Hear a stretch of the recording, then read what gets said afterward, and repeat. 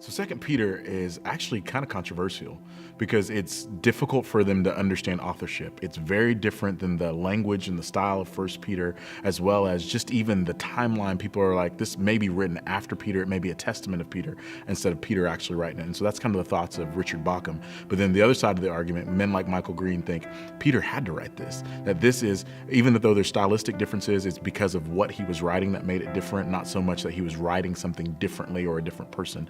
But ultimately, it lands with this: the scripture's inerrant. And if it says that in verse 1 that Peter is the writer, and if it says later on in chapter 1 that he was an eyewitness to the transfiguration, we've got to believe that Peter wrote it. So that drives everything else. It drives our timeline. So that was probably written sometime between AD 61 and AD 68, before Peter's death, during the height of Nero's persecution of the Christians. And the purpose was really just a strong reminder to these believers that living a life that pleases God is the thing that's going to endure, and not the statements of the false teachers, not any of those things, but being pleasing to God in the way that they lived and had conduct.